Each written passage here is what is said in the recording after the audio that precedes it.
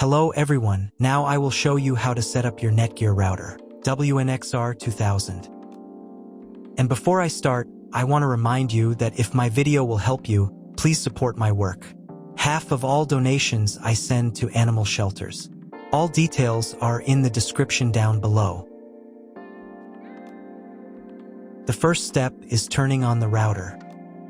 Plug the power adapter into the router. Connect one end to an outlet and the other end to the router.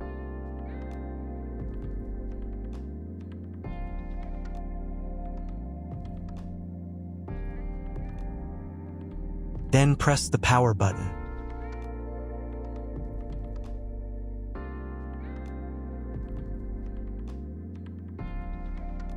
When the router powers on, the indicator will illuminate. It may take a few minutes for it to completely turn on. The next step is to connect the cable from your internet service provider or from your modem to the internet port. This port is often marked as internet and typically has a different color. Each cable should be inserted until it clicks. You now need to reset the router to its original factory settings. Hold down the reset button on the router for 10 seconds. Wait for the router's indicator lights to start flashing. Occasionally, this button can be found inside the router casing to avoid accidental presses. Use a slender object to push it down.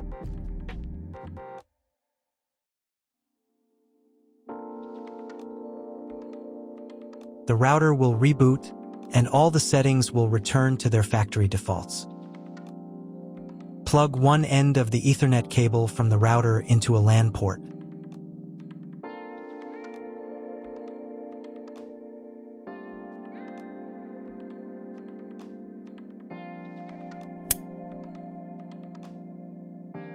The other end into the Ethernet card of your computer or laptop. Wait a few minutes for connection. Great, the router is connected to your computer. Now you need to set it up. But first, if you don't have an Ethernet cable or your computer doesn't have an Ethernet port, I'll show you another way to connect the router. All you need to do is connect the router with the power adapter and the cable from your internet provider. This will enable Wi-Fi.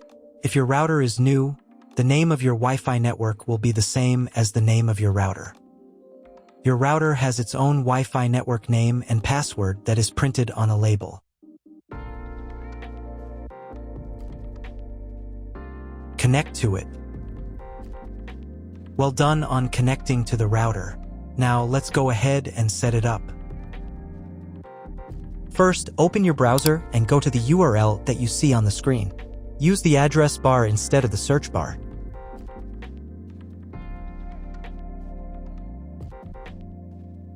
Then click here.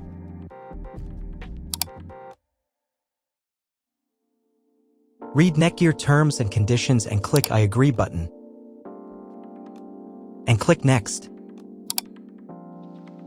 Click Next again. If your router settings do not look like mine, it means that your router has a different firmware. I made a video for every firmware type. You can find all the links in the description down below. The first thing you need to do is set up a new password. The admin password is used to log in to your router's web interface. Pay attention to the password requirements. Write your new password in the first field and duplicate it in the second field.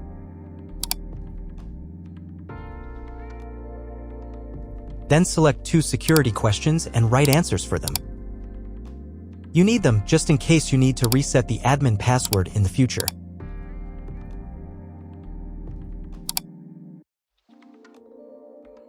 On this page, you can customize your network name and password. Click Next. If your browser does not redirect after 2 minutes, reload the page. On the next page, you will find the information you need to connect to a Wi-Fi network. If you were connected using the preset Wi-Fi credentials, it's time to connect using the new Wi-Fi credential. If you want, you can print them out. Click Next. If the router has not been updated for a long time, the next page may automatically start the firmware update process. If the new firmware is not available, click Next. After updating the firmware, you may be redirected to the NETGEAR website where you can register your router. If you want to, you can do it. I'm just going to close this window because I'm not going to do that.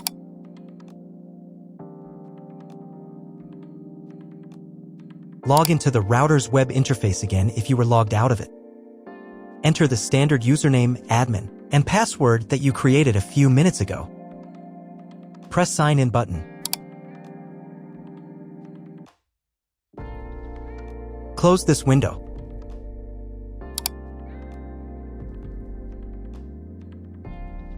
In the top right corner, you can change the language of the router's website interface. To get the internet, go to Advanced.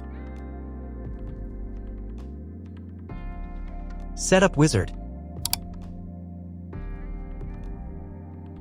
Press No, I want to configure the router myself.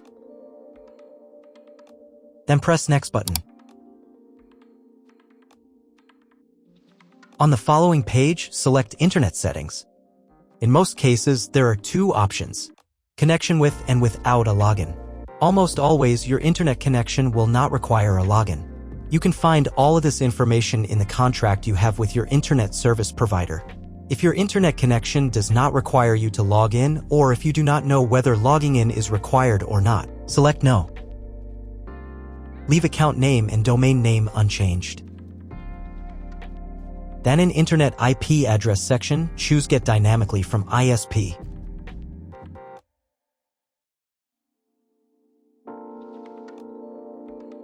In the DNS section, select Get Automatically from ISP as well.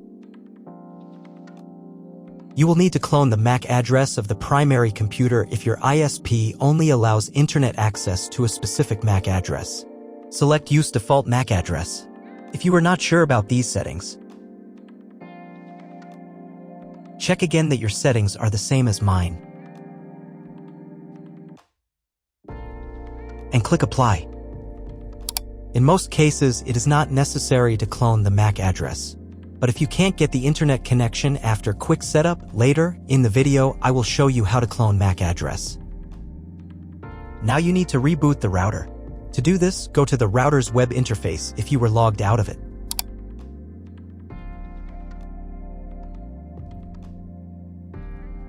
Go to Advanced. Advanced Home. Click on the Reboot button. And click Yes. After restarting, wait a few minutes and try Googling something. If it doesn't work, check all the cables. They must be connected properly. Then log into the router control panel again.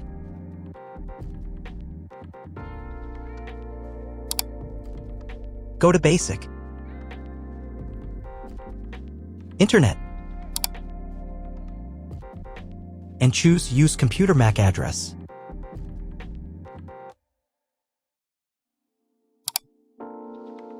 Click Apply button.